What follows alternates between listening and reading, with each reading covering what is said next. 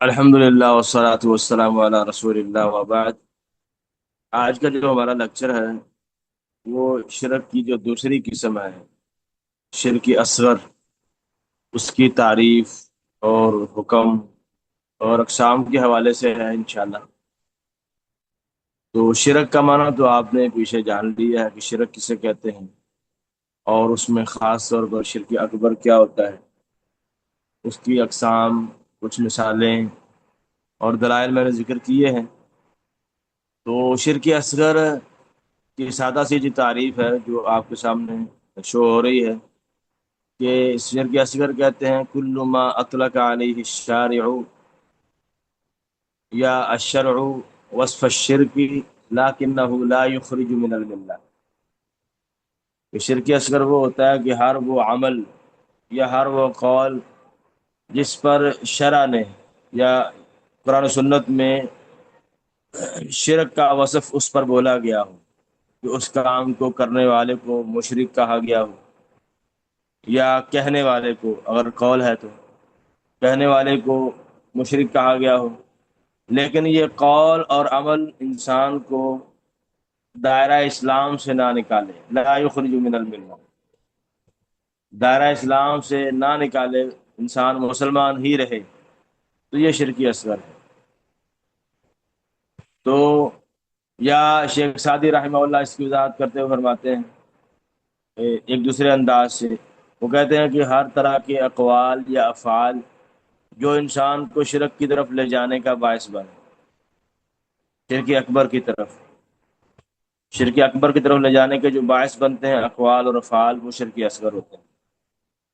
جیسے جو ہے مخلوق کے بارے میں غلو کرنا، کہ ان کے رتبے کو جو ہے بڑھا چڑھا کر بیان کرنا، یا غیر اللہ کے نام کی قسم کھانا، ایسے ہی ریاکاری بھی اسی میں آتی ہے۔ اور بھی انشاءاللہ کچھ آئے گی آگے وضاحت کہ کیا کیا چیزیں جو ہے شرک اصغر کے زمرے میں آتی ہیں۔ بطور مثال میں چند چیزیں آپ کے سامنے ذکر کروں گا انشاءاللہ۔ تو یہ شرک اصغر کی ڈیفینیشن ہے۔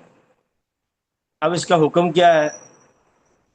تو جیسے میں نے پیچھے بتایا تھا شرک اکبر اور اصغر میں فرق آپ کو بتایا تھا، تو اس میں آپ شرک اصغر کو الگ کر لیں تو اس کا حکم نکل آئے گا۔ مطلب یہ ہے کہ پہلی بات اس میں یہ ہے کہ یہ اکبر الکبائر میں سے ہے اور سب سے بڑا گناہ ہے، کیونکہ اس میں آپ نے غیر اللہ کو اللہ کے برابر کیا ہے۔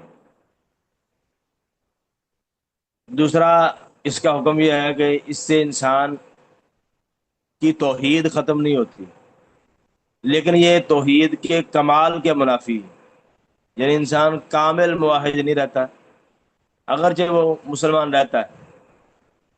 ایسے ہی اس میں تیسری بات یہ ہے کہ اس سے انسان کے سارے اعمال ضائع نہیں ہوتے، برباد نہیں ہوتے، بلکہ جس عمل میں شرک ہوگا وہی عمل برباد ہوتا ہے۔ یعنی جس عمل میں، جس قول میں شرک اصغر ہوگا وہی عمل یا قول برباد ہوگا، صاحب کا سارے اعمال برباد نہیں ہوں گے۔ لیکن شرک اکبر میں نے ذکر کیا تھا کہ اس میں جو ہے انسان کے سارے اعمال برباد ہو جاتے ہیں۔ تو ایسے ہی اس میں ایک بات یہ بھی ہے کہ اگر شرک اصغر کرنے والا مر جاتا ہے، فوت ہو جاتا ہے، تو وہ مسلمان ہی فوت ہوگا،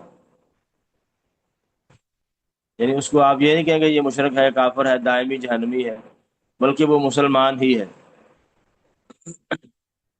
تو پانچواں جو حکم ہے کہ اگر شرک اصغر کا کرنے والا وہ آخرت میں اللہ کے حکم سے، اللہ کے فیصلے سے جہنم میں چلا گیا تو جہنم میں ہمیشہ نہیں رہے گا۔ وہ اللہ تعالیٰ جو ہے جب اس کو نکالنا چاہے گا اپنی مرضی سے اس کو نکال لے گا، جنت میں داخل کر دے گا۔ اگر وہ شرک اکبر نہیں کرتا تھا، صرف شرک اصغر میں مبتلا تھا، تو یہ چند ایک وضاحتیں ہیں، ان تمام باتوں کے دلائل موجود ہیں کہ انسان یعنی شرک اصغر کا یہ حکم ہے اور اس میں یہ چیزیں لازم آتی ہیں۔ اب اس میں اس کی اقسام کیا ہیں؟ تو میں چند ایک مثالیں دوں گا، اس سے بعد انشاءاللہ آپ کو واضح ہو جائے گی۔ تو ریاکاری سب سے بڑی جو ہے وہ اس کی مثال ہے کہ اللہ کے رسول نے اس کے بارے میں فرمایا بھی تھا، اور یہ حدیث میں نے آپ کو پہلے بھی کوٹ کی ہے کہ اللہ کے رسول نے فرمایا کہ الا اخبرکم بما هو اخفى علیکم عندی من المسیح الدجال، لیکن میں تمہیں خبر نہ دوں جس بات سے میں تم سے بہت زیادہ خوف رکھتا ہوں، مجھے بہت خوف ہے تمہارے بارے میں اس بات سے۔ صحابہ کرام نے کہا کیوں نہیں اللہ کے رسول، آپ بتائیں۔ تو آپ نے فرمایا کہ الشرک الخفی، وہ چھپا ہوا شرک ہے۔ آپ نے پھر وضاحت کی یقوم الرجل فیصلی فیزین صلاته لما جرى من نظر الرجل، کہ انسان کھڑا ہوتا ہے، وہ نماز پڑھتا ہے، وہ اپنی نماز کو خوبصورت کرنے کی کوشش کرتا ہے جب وہ یہ سمجھتا ہے کہ مجھے کوئی دیکھ رہا ہے، تو یہ بھی ریاکاری، یعنی اس میں ریاکاری آ جاتی ہے۔ تو بہرحال تو یہ ریاکاری جو ہے نا شرکی اصغر کی اقسام میں سے ہے۔ ریاکاری کسے کہتے ہیں؟ ریاکاری کہتے ہیں کہ انسان جو ہے اپنی عبادت سے جو اللہ کی بندگی وہ کر رہا ہے، اس بندگی کا مقصد جو ہے وہ لوگوں کو دکھلانا ہو، لوگوں سے واہ واہ کروانا ہو، اپنی بلے بلے کروانا ہو۔ جیسے کوئی بندہ جو ہے، کوئی بندہ نماز پڑھتا ہو، اب نماز جو ہے عظیم ترین عبادت ہے، اللہ کی بندگی ہے، لیکن وہ اپنی نماز کو خوبصورت کرے، اچھا کر کے پڑھے تاکہ دیکھنے والا اس کی تعریف کرے کہ بڑی اچھی نماز پڑھی ہے، کمال نماز پڑھتا ہے، بڑا خشوع و خضوع ہے اس میں۔ تو مطلب یہ ہے کہ جو ریاکاری کرنے والا ہوتا ہے، اس کا عمل کا مقصد جو ہے وہ لوگوں کو دکھلانا ہوتا ہے۔ تو یہ ریاکاری، اسی کے بارے میں آپ نے فرمایا ہے کہ یہ شرک اصغر ہے، کہ انسان لوگوں کو دکھانے کے لیے جو ہے وہ نماز پڑھے یا روزہ رکھے یا حج کرے یا دیگر جو نیک اعمال ہیں وہ کرے۔ تو اس کو اللہ کا رسول نے شرک اصغر اس لیے کہا ہے کہ ظاہراً وہ جو بندہ کام کر رہا ہوتا ہے وہ اس سے لگ یہی رہا ہوتا ہے کہ اللہ کے لیے کر رہا ہے، لیکن اس کے دل میں جو چھپی ہوئی بات ہے، خفی بات، چھپی بات، وہ یہ ہے کہ اس کا عمل وہ غیر اللہ کے لیے ہوتا ہے، وہ لوگوں کو دکھلانے کے لیے تاکہ لوگ اس کی تعریف کریں، اس کے عمل کو اچھا سمجھیں۔ تو اندر میں یہ چھپی ہوئی بات ہوتی ہے جو ظاہر کے خلاف ہوتی ہے، تو اس کو پرواہ بھی نہیں ہوتی، وہ اس کے یعنی مائنڈ میں یہ بات آ بھی نہیں رہی ہوتی کہ میرا عمل سارا کا سارا جو ہے برباد ہو رہا ہے۔ تو یہ ریاکاری ہے۔ تو ایسے ہی ریاکاری کا تعلق دیکھنے کے ساتھ ہوتا ہے۔ تو ایک لفظ استعمال ہوتا ہے سمعہ، آپ میں سے ممکن ہے بعض نے یہ لفظ سنا ہو۔ تو سمعہ کا تعلق سننے کے ساتھ ہوتا ہے، یعنی انسان جو ہے کوئی اللہ کی بندگی کرے لوگوں کو سنانے کے لیے، کہ تاکہ لوگ جو ہے اس کے عمل کو آگے کوٹ کریں، بیان کریں، اور اس عمل پر جو ہے لوگ اس کی تعریف کریں، مدح کریں، اچھے لفظوں سے اس کو یاد کریں۔ تو یہ سننے یعنی سمع کا تعلق سننے کے ساتھ، یعنی کوئی بندہ جو ہے وہ اللہ کی عبادت کرتا ہے، ایسا کام کرتا ہے تاکہ لوگوں کو سنائے، تو اس کو سمع کہتے ہیں۔ اگر لوگوں کو دکھانے کے لیے کرتا ہے تو اس کو ریاکاری کہتے ہیں۔ تو دونوں عمل جو ہیں وہ اسی میں ہیں، وہ شرک اصغر کے ضمن میں یعنی ضمن میں ہی شامل ہے۔ جیسے حدیث میں آتا بھی ہے کہ من سمع سمع اللہ بھی ومن یرائی یرائی اللہ بھی، یہاں اللہ کے رسول نے دونوں کا ذکر کیا ہے، یعنی لوگوں کو سنانے کے لیے جو ہے وہ کوئی کام کرنا، یا لوگوں کو دکھانے کے لیے جو ہے وہ نیک کام کرنا، دونوں جو ہے وہ اسی میں شامل ہے، لیکن لفظوں کا اختلاف ہے۔ سننے کا سما کہہ دیتے ہیں، اور جو عمل نظر آتا ہے اس کو ریاکاری کہہ دیتے ہیں۔ تو یہ ہے یعنی ریاکاری، یہ بھی شرک اصغر کے ضمن میں آتا ہے۔ ایسے ہی ایک اور عمل جو شرک اصغر میں آتا ہے وہ یہ ہے کہ انسان، یہ ستاروں کا جو مسئلہ ہے کہ بعض لوگ ستاروں کے حوالے سے وہ عجیب و غریب اعتقادات رکھتے ہیں۔ جیسے اللہ کے رسول کی حدیث مبارکہ بھی ہے کہ آپ نے ایک موقع پر نماز پڑھائی صحابہ کرام کو، صبح کی نماز حدیبیہ کے مقام پر۔ تو رات کو بارش ہوئی تھی، یعنی جو گزشتہ رات بارش ہوئی تھی۔ جب آپ نماز سے فارغ ہو گئے تو اقبل علی الناس، تو آپ لوگوں کی طرف متوجہ ہوئے، تو آپ نے فرمایا کہ کیا تم جانتے ہو کہ تمہارے رب نے کیا کہا ہے؟ صحابہ کرام نے جواب دیا اللہ و رسول عالم، کہ اللہ اور اس کے رسول بہتر جانتے ہیں۔ تو پھر آپ نے کہا کہ اللہ تعالیٰ نے فرمایا ہے اصبح من عبادی مؤمن بی و کافر، کہ میرے بندوں میں سے کچھ لوگوں نے اس حالت میں صبح کی ہے کہ وہ ایمان والے ہیں، اور کچھ نے اس حالت میں کی ہے کہ وہ کافر ہو چکے ہیں۔ تو پھر آپ نے وضاحت کی کہ جس شخص نے یہ کہا کہ مطرنا بفضل اللہ و رحمتی، کہ ہمیں بارش اللہ کے فضل سے، اس کی رحمت سے ملی ہے، یہ بندہ جو ہے وہ میرے ساتھ ایمان رکھنے والا ہے۔ اور جس نے کہا کہ مجھے بارش جو ہے وہ فلاں فلاں ستارے کی وجہ سے ملی ہے، تو یہ بندہ میرے ساتھ کفر کرنے والا ہے۔ تو عرب لوگ جو ہے جاہلیت میں ان کا یہ یعنی نظریہ ہوا کرتا تھا کہ اگر فلاں ستارہ طلوع ہو اور فلاں جگہ آ جائے تو بارش ہوگی، تو وہ بارش کے نازل ہونے کو ان ستاروں کی طرف منسوب کرتے، تو ان کے اس عمل کو جو ہے وہ کفر کہا گیا ہے۔ اور قرآن مجید میں بھی اس کا ذکر ہے، سورہ واقعہ کی آیت مبارکہ میں، وَتَجْعَلُونَ رِزْقَكُمْ أَنَّكُمْ تُكَذِّبُونَ۔ اب اس آیت کی تفسیر کرتے ہوئے جو ہے وہ حضرت علی بن ابی طالب اللہ کے رسول سے بیان کرتے ہیں کہ وَتَجْعَلُونَ رِزْقَكُمْ سے مراد یہ ہے کہ تم جو شکر کرنا تھا اللہ تعالیٰ کا، وہ تم یہ کہہ کر جھٹلا دیتے ہو کہ ہمیں بارش جو ہے وہ ستاروں کی وجہ سے ملی ہے، فلاں ستارے کے نکلنے کی وجہ سے، یا فلاں ستارے کے فلاں جگہ پر پہنچنے کی وجہ سے، وغیرہ وغیرہ۔ تو اس طرح کے اعتقادات، نظریات یہ ان کے تھے جاہلیت میں۔ تو اب یہ عمل جو ہے، یہ عقیدہ ستاروں کے بارے میں بعض اوقات شرک اکبر تک بھی پہنچ سکتا ہے، جیسے میں نے شروع میں تعریف ذکر کی ہے شیخ سعدی کے حوالے سے، کہ وہ کہتے ہیں کہ ہر وہ عمل جو انسان کو شرک اکبر کی طرف لے جائے، تو اصل میں یہ اعمال انسان کو شرک اکبر کی طرف لے جانے والے ہیں۔ وہ کیسے؟ کہ اگر کوئی بندہ یہ عقیدہ رکھتا ہے ستاروں کے بارے میں کہ اللہ تعالیٰ کو چھوڑ کر ستارے کچھ اختیار رکھتے ہیں، یہ کچھ کرتے ہیں، کائنات کے نظام میں ان کا کچھ ہاتھ ہے، تو بارش کو صرف ستاروں کی طرف منسوب کرتا ہے کہ انہوں نے پیدا کی ہے، ستاروں نے نازل کی ہے، تو یہ تو انہوں نے رب بنا دیا ستاروں کو، یہ شرک اکبر ہے۔ تو یہ شرک اکبر ہے، ایسا عقیدہ رکھنے والا، نظریہ رکھنے والا، وہ مشرک ہے اور دائرہ اسلام سے خارج ہے۔ لیکن جو شخص یہ عقیدہ رکھتا ہے کہ ہوتی تو اللہ کے حکم سے ہی ہے، اللہ کی مرضی سے، اس کی مشیت سے، لیکن ستاروں کا اثر ضرور ہے، یہ ستارے اثر انداز ہوتے ہیں اللہ کے حکم سے، اللہ کی مرضی سے، اور اللہ تعالیٰ نے ان ستاروں کو بارش کے نازل ہونے کا سبب بنایا ہے، تو یہ بھی صحیح نہیں ہے، یہ شرک اصغر ہے، کیونکہ ان ستاروں کا بارش سے کوئی لینا دینا نہیں ہے۔ تو اس طریقے سے یعنی ایک ہی بات ہے، اگر عقیدے کے بدلنے سے، سوچ کے بدلنے سے، وہ بعض اوقات شرک اکبر بن جاتی ہے، بعض اوقات وہی بات، وہی جو ہے انسان کا نظریہ شرک اصغر رہتا ہے۔ تو یعنی عقیدے کی بنا پر، سوچ کی بنا پر جو ہے حکم ڈفرینٹ ہو سکتا ہے ہر بندے کے حساب سے۔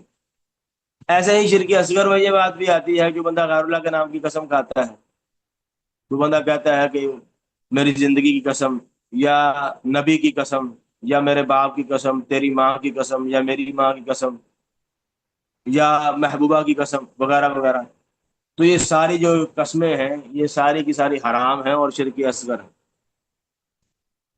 اللہ کے رسول نے اس سے منع کیا ہے، اور آپ نے کہا ہے، آپ کا فرمان معروف ہے کہ ان اللہ ینہاکم ان تحلفوا بآبائکم من کان حالفا باللہ من کان حالفا فلیحلف باللہ او لیصمت، کہ اللہ تعالیٰ تمہیں منع کرتا ہے کہ تم اپنے باپوں کی قسمیں کھاؤ، جو قسم کھانا چاہتا ہو اللہ کے نام کی قسم کھائے یا پھر خاموش رہے۔ تو اس لیے قسم جو ہے وہ صرف اور صرف اللہ تعالیٰ کے نام کی ہی کھانا جائز ہے، اس کے علاوہ کسی اور کی قسم کھانا جائز شرک ہے۔ جیسے اللہ کے رسول کی واضح حدیث موجود ہے کہ من حلف بغیر اللہ فقد کفر او اشرک، جو غیر اللہ کی قسم کھاتا ہے اس نے شرک کیا ہے اور کفر کیا ہے، تو اس لیے غیر اللہ کی قسم کھانا جائز نہیں ہے۔ اس لیے جو ہے عبداللہ بن مسعود کہتے ہیں لَأَنْ أَحْلِفَ بِاللَّهِ كَاذِبًا أَحَبُّ إِلَيَّ مِنْ أَنْ أَحْلِفَ بِغَيْرِهِ صَادِقًا، کہ میں اللہ کے نام کی جھوٹی قسم کھا لوں، یہ مجھے زیادہ پسند ہے بنسبت اس کے کہ میں غیر اللہ کی سچی قسم کھاؤں۔ وہ اس وجہ سے کیونکہ اللہ تعالیٰ کے نام کی قسم کھانا جائز ہے، وہ انسان جھوٹ بول رہا ہے وہ الگ بات ہے، لیکن وہ شرک تو نہیں نہ کر رہا، توحید والا رہے گا، موحد رہے گا، لیکن اس نے جرم کیا ہے کہ جھوٹ بولا ہے۔ لیکن غیر اللہ کی قسم کھانا شرک ہے، اس کی توحید میں خلل آ جائے گا۔ تو اس لیے انہوں نے کہا کہ میں یہ پسند کرتا ہوں کہ میں اللہ کے نام کی جھوٹی قسم کھا لوں لیکن غیر اللہ کے نام کی سچی بھی نہ کھاؤں۔ تو اس لیے غیر اللہ کے نام کی قسم کھانا یہ بھی شرک اصغر ہے، جو آہستہ آہستہ بعض اوقات انسان کو شرک اکبر تک بھی لے جاتا ہے۔ علماء نے ذکر کیا ہے کہ اگر انسان کے دل میں، کیونکہ قسم انسان اس ذات کی کھاتا ہے جس کی وہ تعظیم کرتا ہوتا ہے، جس کی تعظیم احترام اس کے دل میں ہوتا ہے، تو اگر جو ہے وہ بندہ جو قسم کھانے والا ہے وہ اس مخلوق کی قسم کھائے اور اس کے دل کے اندر اس مخلوق کی تعظیم ویسے ہی ہو جیسے اللہ تعالیٰ کی تعظیم ہونی چاہیے، تو پھر شرک اکبر ہو جائے گا۔ تو اس لیے یہ بھی انسان کو شرک اکبر کی طرف لے جانے کا باعث ہے۔ اس لیے انسان کو چاہیے کہ بہت سارے لوگ آپ کے سامنے قسمیں کھاتے ہیں، غیر اللہ کی کھاتے ہیں، ماں کی قسم کھانا عام ہے، یا فلاں کی قسم کھانا، یا کسی پیر کی، کسی بزرگ کے نام کی قسم کھانا، تو یہ ساری قسمیں جو ہیں شرکیہ ہیں۔ قسم صرف اللہ تعالیٰ کے کسی نام کی یا اس کی صفت کی کھائی جا سکتی ہے، اس کے علاوہ کسی مخلوق کی قسم کھانا جائز نہیں۔ ایسے ہی یہ جو شرک اصغر ہے، اس میں ایک بات یہ بھی آ جاتی ہے جو آپ نے شاید سنی ہوگی پہلے، کہ جو مثلا ایسے کہتا ہے، عربی میں بولا جاتا ہے ما شاء اللہ و شئت، یعنی یہ لفظوں کا شرک ہے جو بول کر ہوتا ہے۔ تو کہتا ہے یعنی ما شاء اللہ و شئت، یعنی جو اللہ تعالیٰ چاہے اور جو تو چاہے، یا بعض اوقات انسان یہ کہتا ہے کہ اگر اللہ تعالیٰ نہ ہوتا اور تو نہ ہوتا، یا اس طرح کے الفاظ جو لوگوں کی زبانوں پر بعض اوقات جاری ہو جاتے ہیں، جس میں انسان خالق کو اور مخلوق کو برابر کر دیتا ہے، تو یہ جائز نہیں ہے، یہ برابری جائز نہیں ہے، کیونکہ یہاں جو ہے واؤ جو آپ نے استعمال کی ہے کہ جو اللہ تعالیٰ چاہے اور جو تو چاہے، تو یہ آپ نے برابری کر دی ہے، واؤ دونوں کو برابر کر رہی ہے، تو یہ درست نہیں ہے، یہ شرک اصغر کی ہی کیٹیگری میں آتا ہے۔ جیسے ابن عباس رضی اللہ تعالیٰ عنہ نے قرآن مجید کی آیت مبارکہ فلا تجعلوا للہ اندادا وانتم تعلمون، یہ آیت انہوں نے پڑھی اور اس کی تفسیر کی، یعنی انہوں نے یہ آیت پڑھی، اس کا ترجمہ یہ ہے کہ تم اللہ تعالیٰ کے ساتھ اس کے برابر نہ بناؤ، شریک نہ بناؤ، حالانکہ تمہیں پتہ ہو۔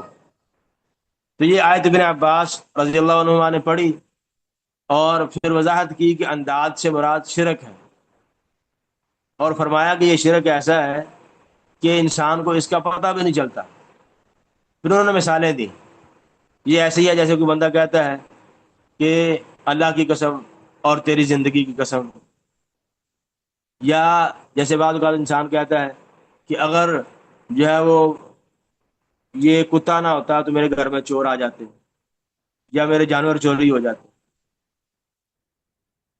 تو انہوں نے فرمایا کہ یہ اس طرح کے الفاظ کہنا درست نہیں ہے، کہ اگر کتا نہ ہوتا تو میرے گھر میں چوری ہو جاتی، یا اگر بعض اوقات انسان کسی بس میں بیٹھا ہو کہ اگر ڈرائیور جو ہے وہ مہارت نہ دکھاتا تو ہمارا تو آج ایکسیڈنٹ ہو جاتا، اس طرح کے کلمات۔ تو ابن عباس نے فرمایا کہ اس میں آپ یہ نہ کہو کہ جو اللہ تعالیٰ چاہے اور فلاں چاہے، یہ شریک بنانا ہے۔ آپ یہ کہہ سکتے ہیں کہ اگر جو ہے وہ اللہ کا حکم، اللہ کی رحمت نہ ہوتی اور پھر کتا نہ ہوتا، کیونکہ اس کتے کو جو مثلا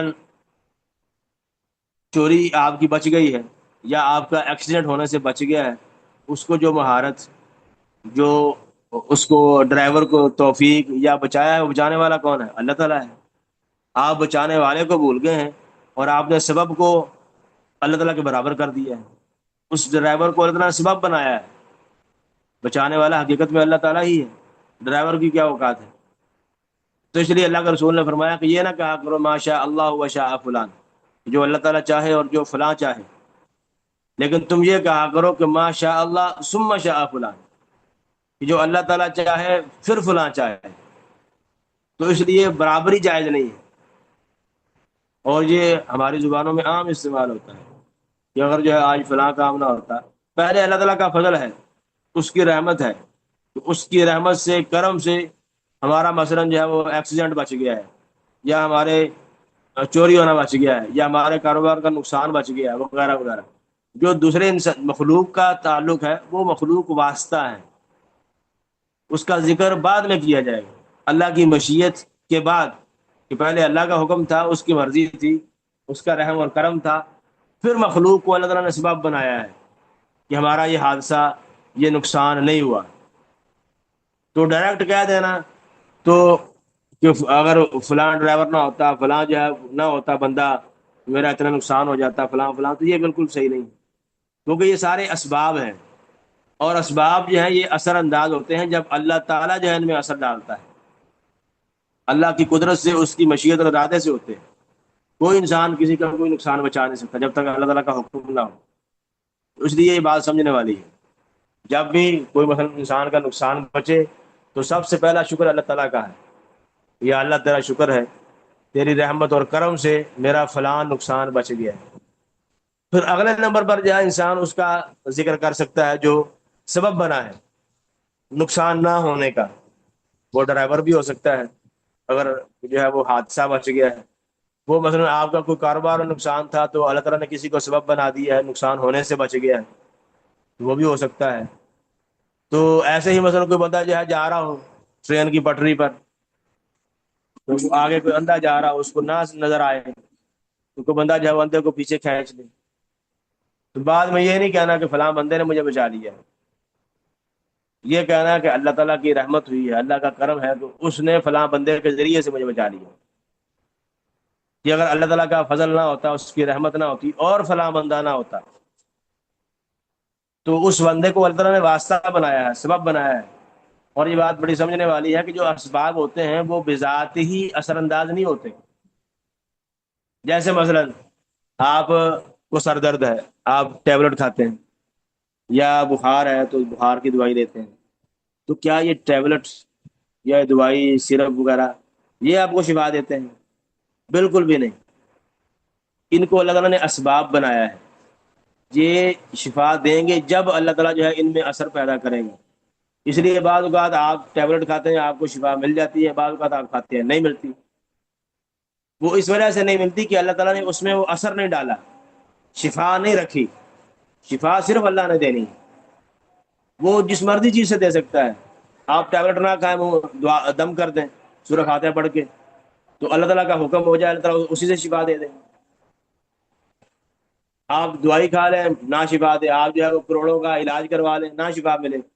ممکن ہے کسی کے دم سے، یا سورہ فاتحہ پڑھ کے، یا ہلکی پھلکی دوائی سے شفا مل جائے آپ کو، کیونکہ اللہ تعالیٰ نے اس کروڑوں کے علاج میں شفا نہیں رکھی، اور یہ ہلکی پھلکی جو ہے وہ دوائی میں شفا رکھ دی ہے، کیونکہ شفا دینے والا اللہ تعالیٰ ہے۔ یہ اسباب یہ شفا دینے میں یا کسی بھی کام میں مستقل نہیں ہے، اسباب اختیار کرنے چاہیے، اسباب اختیار کرنا لازمی ہے، اور اس کے بغیر جو ہے دنیا کا نظام نہیں ہے۔ اللہ تعالیٰ نے دنیا کے نظام کو جوڑا ہی اسباب کے ساتھ ہے، کہ آپ نے کوئی بھی کام کرنا ہے تو اس کے لیے یہ سبب اختیار کرنا ہے، لیکن اس سبب میں اثر کون ڈالے گا؟ وہ اللہ تعالیٰ ہے۔ سبب آپ نے اختیار کرنا ہے، اس میں اثر اللہ تعالیٰ نے پیدا کرنا ہے۔ اگر اللہ تعالیٰ جو ہے اس سبب میں اثر نہ ڈالے تو آپ ہزار اسباب اختیار کر لیں، وہ آپ کو نتیجہ نہیں مل سکتا۔ مثال کے طور پر آپ کا پیپر ہے یونیورسٹی میں، کالج میں، یا یہ والا جو آپ پڑھ رہے ہیں اس کا پیپر ہے، آپ پوری تیاری کرتے ہیں، پورے آپ نے لیکچر سنے ہیں، کتاب پڑھ لی ہے، سارا کچھ پڑھ لیا ہے، تو اب یہ آپ نے سبب اختیار کیا ہے، یہ سبب ہے۔ اب کیا واقعی ہی آپ نے سارا کچھ رٹے کی یعنی رٹ لیا ہے، زبانی یاد کر لی ہے، آپ کو پانی کی طرح یاد ہے؟ کیا واقعتاً آپ اس کو پیپر میں جا کے حل کر سکیں گے؟ یہ اللہ تعالیٰ کی توفیق سے ہو۔ تو اس لیے اسباب آپ نے اختیار کرنے ہیں، پھر بھروسہ اللہ تعالیٰ کی ذات پر ہے، اسباب پر نہیں ہونا چاہیے۔ اس بات سے منع کیا گیا ہے کہ آپ نے محنت کی ہے، تیاری کی ہے، تو آپ کا بھروسہ اعتماد آپ کی محنت پر نہیں ہونا چاہیے کہ میں نے بڑا رٹ لیا ہے۔ اب یہ نہیں ہو سکتا کہ مجھے کوئی سوال نہ آئے، جہاں سے مرضی پوچھ لیں، میرے نمبر 100 بڑا 100 ہی آئیں گے۔ یہ کہاں لکھا ہوا ہے؟ انسان رٹ کے جاتا ہے، پیپر پکڑتا ہے، اس کو سارا کچھ ہی بھول جاتا ہے، یا فیل ہو جاتا ہے، حالانکہ آپ نے سارا کچھ رٹا ہوا تھا۔ سارا کچھ آپ کو زبانی پانی کی طرح یاد تھا، لیکن کیوں نہیں آیا؟ آپ کو اللہ نے توفیق نہیں دی۔ اس لیے اسباب انسان نے اختیار کرنے ہیں، اسباب اختیار کرنے کے بعد توکل، اعتماد، بھروسہ اللہ تعالیٰ کی ذات پر ہونا چاہیے، نہ کہ سبب پر۔ تو یہ بات یعنی قابل غور ہے اور ذہن میں رکھنے والی ہے۔ انسان دنیا میں بڑے اسباب اختیار کرتا ہے، اس وقت میں اثر ڈالنے والا وہ اللہ تعالیٰ ہے۔ وہ اللہ کے حکم سے ہی وہ اسباب اثر انداز ہوتے ہیں، اللہ کا حکم نہ ہو تو نہیں ہوتے۔ جیسے آپ مثلا یا چھری ہے، اب چھری جو ہے آپ چلاتے ہیں، تو چھری کاٹنے کا کام دیتی ہے۔ چھری آپ نے استعمال کیا کاٹنے کے لیے، وہ کاٹے گی اللہ کے حکم سے۔ اس لیے جب اللہ تعالیٰ نے اس کی وہ کاٹنے کی صلاحیت چھین لے تو نہیں کاٹتی۔ جیسے ابراہیم علیہ السلام نے اپنے بیٹے پر چلائی، نہیں چلی، کہ اللہ نے اس کی کاٹنے کی صلاحیت چھین لی۔ اب آگ جلانے کا کام کرتی ہے اللہ کے حکم سے، جب اللہ تعالیٰ چاہے اس کے جلانے کے وصف کو چھین سکتا ہے۔ جیسے ابراہیم علیہ السلام کو آگ میں ڈالا گیا لیکن وہ نہیں جلے، اللہ تعالیٰ نے اس سبب کے اثر انداز ہونے کو چھین لیا، اثر نہیں ہونے دیا۔ تو اس لیے اسباب اللہ کے حکم سے اثر انداز ہوتے ہیں، وہ بذات ہی مستقل نہیں ہے۔ تو یہ یعنی وضاحت تھی جو ماشاء اللہ اور شیرہ کے حوالے سے تھی۔ ایسے ہی دم بھی شرکیہ ہوتا ہے، دم کرنا، میں بھی دم کی آپ کو بات کر رہا تھا، تو دم میں بھی شرک ہوتا ہے۔ تو دم جو ہے وہ آپ سمجھ لیں کہ دو طرح کے ہیں۔ ایک دم جو ہے وہ شرعی ہے، جو جائز ہے، جو اللہ کے رسول نے بھی کیا ہے، صحابہ کرام نے کیا ہے۔ دوسرا دم جو ہے جو بدعتی دم ہے، جو شرعی نہیں ہے، اور وہ اس میں شرک بھی آ جاتا ہے بعض اوقات۔ تو جو شرعی دم ہے وہ کیا ہے؟ علماء نے کہا ہے جو شرعی دم وہ ہوتا ہے جس میں تین شرطیں پائی جائیں، کہ وہ اللہ تعالیٰ کی کلام کے ساتھ ہو، یا اللہ تعالیٰ کے ناموں کے ساتھ، یا اس کی صفات کے ساتھ ہو۔ دوسری شرط یہ ہے کہ وہ عربی زبان میں ہو، یا عربی کے علاوہ کسی اور زبان میں، لیکن وہ سمجھی جانے والی ہو، قابل فہم ہو۔ یہ نہ ہو کہ ایسے الفاظ ہوں جن کا معنی ہی کوئی پتہ نہیں ہے، پتہ نہیں کیا مطلب ہے، ایسے بگم سے الفاظ جس کا معنی بالکل غیر واضح ہے، ایسے الفاظ نہ ہوں۔ تیسری شرط یہ ہے کہ جو دم کرنے والا ہے وہ یہ عقیدہ رکھے، نظریہ رکھے کہ یہ دم اپنی ذات کے اعتبار سے اثر نہیں رکھتا، بلکہ اللہ تعالیٰ کے حکم سے اثر رکھتا ہے۔ کہ دم سے شفا نہیں ملتی، اللہ کے حکم سے ملتی ہے۔ دم سبب ہے، جیسے میں نے ابھی ذکر کیا، آپ نے اختیار کیا ہے، اللہ کا حکم ہوا، اللہ کی مرضی، اس کی رحمت کرم آپ پر ہوا تو آپ کو شفا مل جائے۔ تو یہ تین باتیں جو ہیں وہ ضروری ہیں جو دم شرعی ہے۔ تو مثلا جو شرعی دم ہے وہ اللہ کی کلام کے ساتھ، اس کے ناموں کے ساتھ، یا جو مشرون یعنی مسنون دعائیں ہیں، جو جائز دعائیں ہیں جو اللہ کے رسول نے مانگی، ان کے ساتھ ہونا چاہیے۔ ایسے ہی عربی زبان میں غیر واضح الفاظ نہ ہوں، اور یہ عقیدہ ہونا چاہیے کہ شافی اللہ تعالیٰ ہے، نفع نقصان کا مالک اللہ تعالیٰ ہے۔ دم سے شفا نہیں ملے گی، بلکہ دم کرنے کے بعد اللہ کے حکم سے شفا ملے گی۔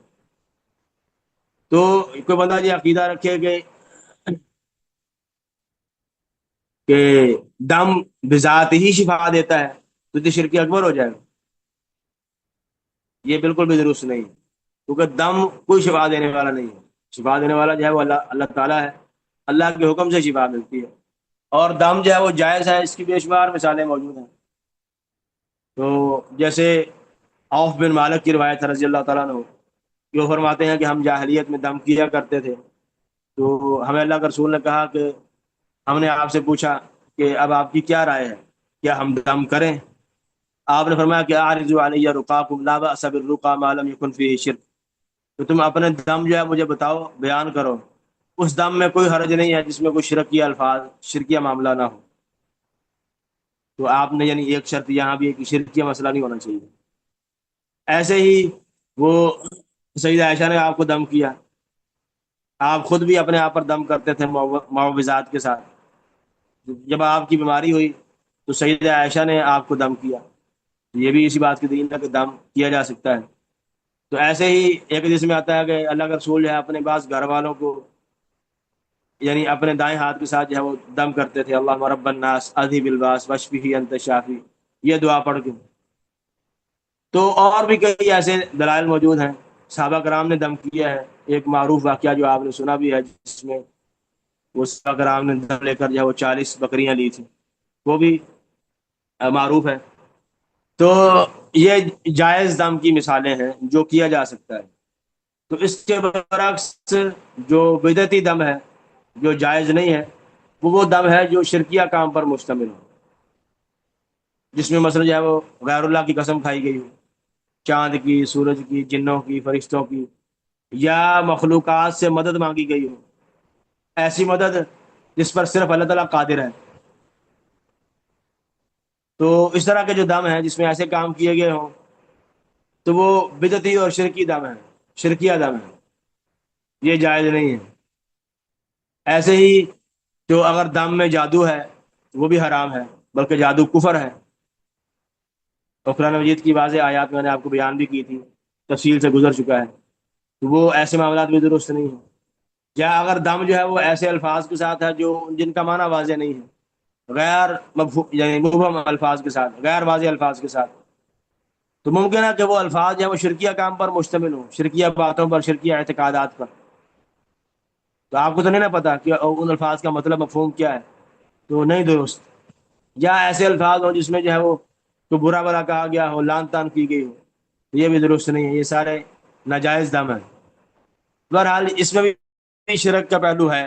دم میں اگر دم میں شرکیہ الفاظ ہوں، یا غیر اللہ سے مدد مانگی گئی ہو، یا بندہ جو ہے عقیدہ رکھے کہ یہ دم مستقل فائدہ دیتا ہے اللہ تعالیٰ کی ذات کے علاوہ، تو یہ سارے کے جو ہے سارے یہ شرکیہ عقائد ہیں. تو اس میں شرک اصغر کا پہلو بھی آ جائے گا، اور شرک اکبر بھی آ سکتا ہے انسان کے عقیدے اور نظریے کے مطابق. یعنی جیسا نظریہ ہوگا ویسا جو ہے وہ اس کا حکم لگے گا. تو یہ ساری مثالیں جو میں نے آپ کو دی ہیں، یہ شرک اصغر کی ہیں. خلاصہ ان ساری باتوں کا یہ ہے کہ شرک اصغر جو ہے وہ انسان، یعنی ایسے اعمال جو انسان کو شرک اکبر کی طرف لے جانے کا باعث بنے، کہ انسان جو ہے وہ مخلوقات میں سے کسی کو بھی، وہ چاہے کوئی نبی ہو، فرشتہ ہو، کوئی بزرگ ہو، یا کوئی جو ہے وہ جمادات میں سے کوئی مخلوق ہو، اس کو اللہ تعالیٰ کے برابر کرنے پر یعنی کھڑا ہو جائے، برابر کر دے اللہ تعالیٰ کے، تو یعنی اس طرف چل پڑے، تو وہ شرک اصغر ہوگا. اگر برابر کر دے تو شرک اکبر ہو جائے گا. تو شرک اصغر جو ہے نا، یہ وہ اعمال اور جو اقوال ہوتے ہیں جو انسان کو شرک اکبر کی طرف لے جانے کا باعث بنتے ہیں. یہ بعض نے سمر صاحب نے پوچھا ہے کہ قرآن کی قسم کے حوالے سے، تو قرآن کی قسم اگر اس انسان اس نیت سے کھاتا ہے کہ قرآن اللہ کی کلام ہے، تو پھر جائز ہے. کیونکہ اللہ تعالیٰ کی کلام، قرآن اللہ کی کلام ہے، اور کلام اللہ تعالیٰ کی صفت ہے، تو صفت کی قسم کھاتا ہے. لیکن اگر یہ کہے کہ جو یہ گتا ہے، قرآن جس پر لکھا ہوا ہے، اب گتا بھی مخلوق ہے، اس پر جو سیاہی ہے وہ بھی مخلوق ہے، تو یہ اور آگ ورکے سارے مخلوق ہیں، تو ان کی قسم کھانا جائز نہیں. اگر اس نظریے سے ہو کہ اللہ کی کلام کی قسم کھا رہا ہوں جو قرآن ہے، تو پھر جائز ہے. گتا شتا یہ مصحف اور جو کچھ لکھا ہوا ہے یہ مخلوق ہے، مخلوق کی قسم کھانا جائز نہیں. تو یہ چاہتے گزارشات تھیں جو شرک اصغر کے حوالے سے تھیں. بارک اللہ فیکم وجزاکم اللہ خیرا ونفع بکم الاسلام والمسلمین. اگر کسی کا کوئی اشکال ہو، کوئی بات سمجھ نہ آئی ہو، تو وہ کائنڈلی پوچھ سکتے. السلام علیکم رحمۃ اللہ. وعلیکم السلام ورحمۃ اللہ. شیخ اس سے ہٹ کے اگر آپ اجازت دیں تو پوچھ لوں، یا پھر آپ کو واٹس ایپ پہ کال کروں؟ نہیں نہیں، وہ ہٹ کے آپ واٹس ایپ پہ پوچھ لیں. شکریہ شیخ. بہت شکریہ، بہت شکریہ، جزاکم اللہ. السلام علیکم ورحمۃ اللہ وبرکاتہ. وعلیکم السلام ورحمۃ اللہ. جی جی استاد، مطلب اسی ٹاپک سے ریلیٹڈ ہے کہ جس طرح اگر کسی ڈاکٹر کے پاس ہم جائیں، یا اس کے پاس کوئی ایسا معاملہ مطلب مس ہینڈل ہو جاتا ہے، کسی کی ڈیتھ ہو جاتی ہے، تو تو وہ لوگ کہتے ہیں کہ نہیں، اس ڈاکٹر نے ایسے غلط کام کیا ہے. یا جس طرح سے آج کل ایکسیڈنٹ زیادہ ہو رہے ہیں، تو کہتے ہیں کہ جو یعنی بچے ہیں وہ صحیح طرح سے ڈرائیو نہیں کرتے، تو اس وجہ سے ایکسیڈنٹ ہوا ہے، حالانکہ اللہ تعالیٰ کی طرف سے ہی ہوتا ہے. تو لیکن اس پہ اسباب ہے نا، مطلب کیا اللہ تعالیٰ کی طرف سے اسباب؟ ہوتا ہے، لیکن اللہ تعالیٰ نے اسباب اختیار کرنے کا حکم دیا ہے. اب تیز رفتاری، اس میں انسان سے کنٹرول نہ ہو. تو ٹائم بالکل ختم ہونے والا ہے. آپ نا یہ برائے کرم سوال بھیج دیں گروپ میں وہاں آپ کو ڈیٹیل سے جواب دے دیتا ہوں.